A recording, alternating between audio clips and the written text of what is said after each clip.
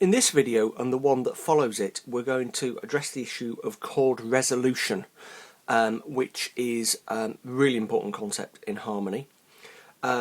Resolution simply refers to the way that one chord finds its way to another, or as we would say, how one chord resolves onto another.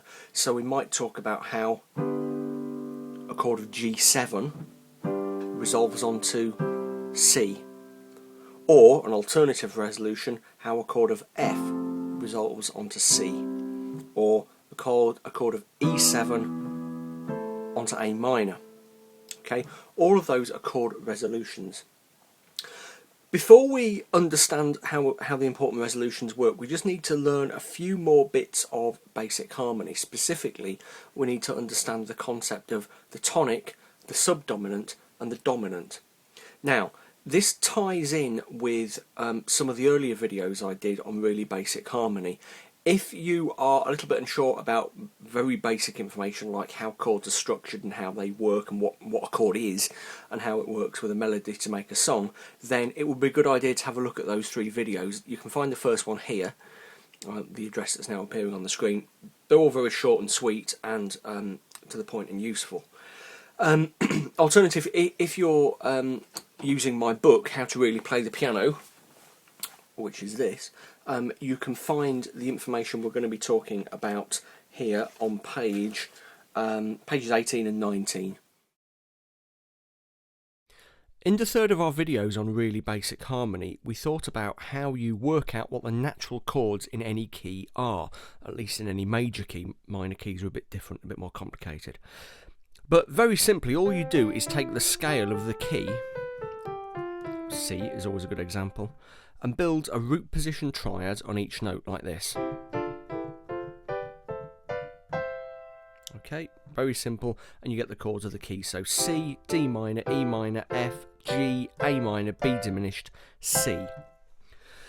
Now, what I want to talk about here is a couple of the chords in any key that are really important, called the subdominant and the dominant, and they're very important for chord resolution, which is what we're going to talk about in more detail a little bit later on and in the next video.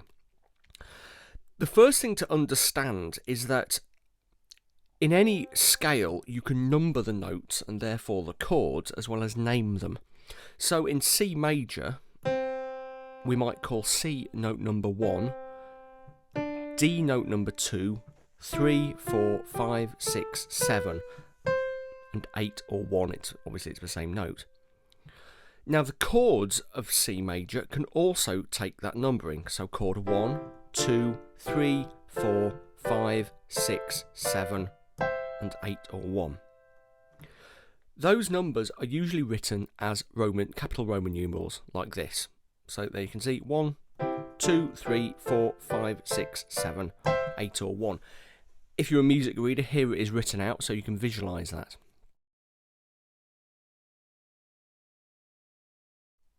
So you might find yourself wondering why on earth that is useful. Notes have names already, chords have names already, why do they need numbers?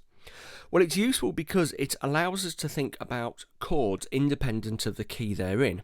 So, for example, if we played a chord progression in C major that was based on the chords C, F and G, and we wanted to change the key maybe to G major, we have to spend quite a lot of time working out what the equivalents are. You know, finally we work out that they were G, C and D.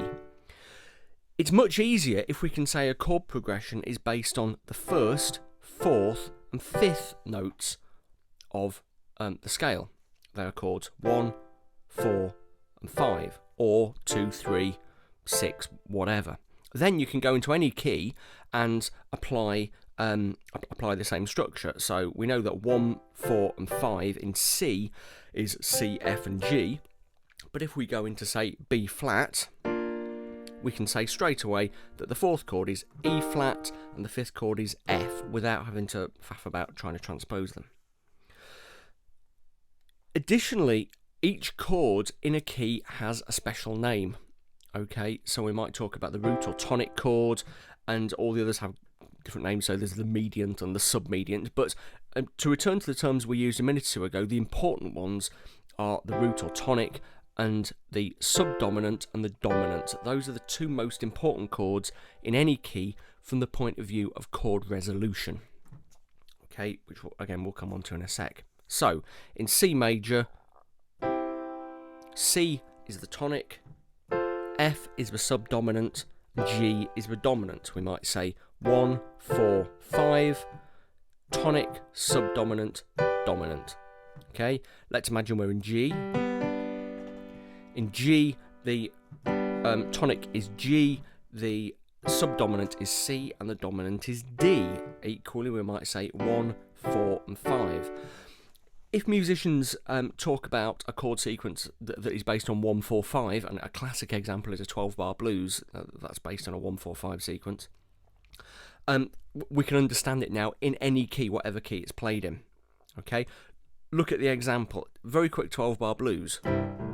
Chord 1. Chord 4, subdominant, back to 1, the tonic. Chord 5, the dominant, down to chord 4, the subdominant, back to chord 1, the tonic. Okay. It's very similar in minor keys. I haven't gone into detail about the chord structures in minor keys because it gets quite complicated, because there's more than one type of minor scale, and therefore different minor scales have different chords, harmonies built around them. However, in general, the differences aren't that great. Minor scales, like major scales, have tonic chords, they have subdominants, and they have dominants. If we look at a major scale like C, the tonic is a major chord, the subdominant is a major chord, and the dominant is a major chord. 1, 4, and 5. If we go into C minor, the tonic, C minor itself, is minor. The subdominant, 4, is also minor. But the dominant, 5th, is still major. That's the same in any minor key. So in major keys, it goes major, major, major, and in minor keys, minor, minor, major.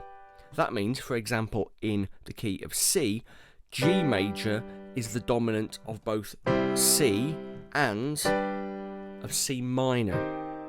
Okay, very important concept for chord resolution. Okay, so there we go. Very simple. Tonic, subdominant, dominant. 1, 4, and 5. Major, major, major. Or if you're in a minor key, minor, minor, major. Okay?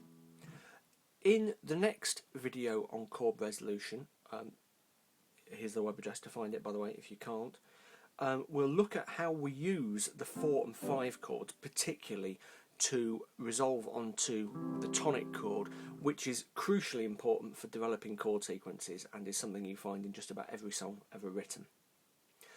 Any questions or comments, stick them in the Jamcast thread where this video is posted. If you can't find it, it's here. Alternatively, if you're watching on YouTube, put a comment in the thread on YouTube. Either way, I will get back to you and answer your question.